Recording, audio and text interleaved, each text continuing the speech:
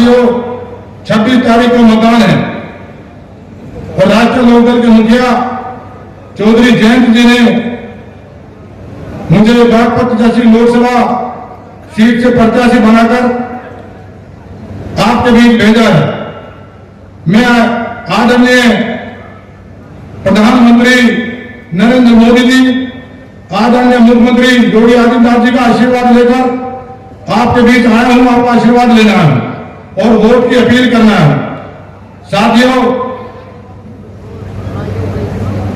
ये तो श्रद्धेय चौधरी चरण सिंह जी कर्म भूमि है, उनकी विरासत की सीट है। चौधरी अजीत सिंह किसानों के बड़े नेता, उनकी कर्म भूमि है। ऐसी कर्म भूमि से मेरे जैसे सामान्य कार्यकर्ता को चौधरी साहब ने प्रत्याशी बनाया है। मैं इनका जीवन पर्यंत आभारी रहूंगा।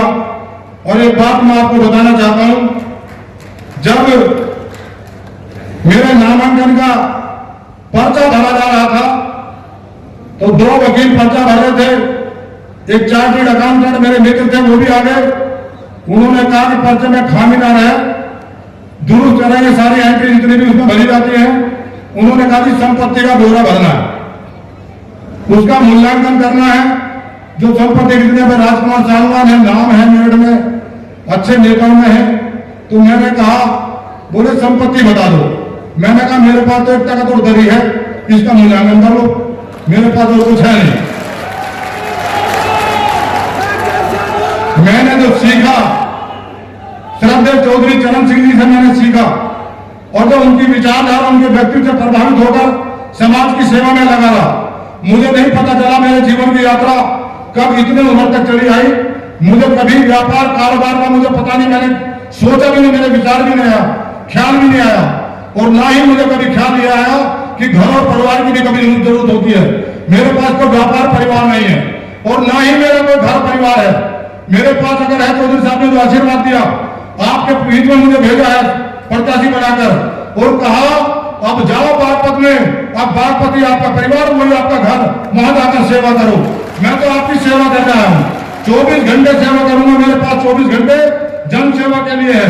साथियों, मैं बात आपको बताना चाहता हूं, आज उत्तर प्रदेश उत्तम प्रदेश है। यहाँ पर भ्रष्टाचार करने वाले या तो थर-थर कांपते हैं या जेलों के सीट चुने हैं।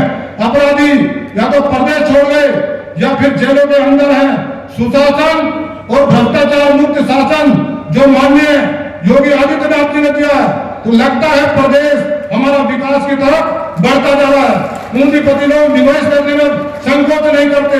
मैं तो अपने जीवन की बात बताता हूं, 2017 से पहले मैंने तो राजनीतिक जीवन को अपने छोड़कर पीले वस्त्र बनवा लिए, तभी भी रखे मेरे पास। तो 4 करोड़ बनवाने थे। मैंने कहा कि उत्तर प्रदेश रहने लायक नहीं है। लेकिन जैसे ही 2017 में जैसे योगी आदित्यनाथ जी का शासन आया, सरकार बनी और प्रदेश के मुख्यमंत्री बने, मैंने वस्त्र अपने वैसे सुरक्षित रख दिए। लगा अब प्रदेश जीने लायक है, रहने लायक है, सेवा करने लायक है। उसी सेवा के लिए मैं आपके बीच आया हूं और मुझे तो उम्मीद भी नहीं थी। जितना आशीर्वाद, जितना प्यार मुझे माननीय मुख्यमंत्री जी ने दिया, 3 मीटिंग, जनसभाएं मेरे लोकसभा क्षेत्र में मुझे आशीर्वाद देने के लिए आदरणीय मुख्यमंत्री जी ने दिए। मैं तो जीवन भर आभारी रहूंगा, इतना प्यार मुझे आशीर्वाद मिला। बस आपसे एक ही निवेदन करना चाहता हूँ, 26 अप्रैल है, मतदान का दिन है। किसान के पास काम का समय है, गेहूं की कटाई है, गन्ने की बुआई है, गन्ना मिल में शुगर मिलें बंद होने वाली है। मेरा निवेदन है 26 तारीख को आप वो काम एक दिन के लिए छोड़ देना। इस भाई के लिए, इस सिपाही के लिए, जो चौधरी चरण सिंह जी का सिपाही है, उनका अनुयायी है, आपकी सेवा कर रहा है। 26 तारीख मतदान के लिए छोड़ देना, उस काम को छोड़ देना।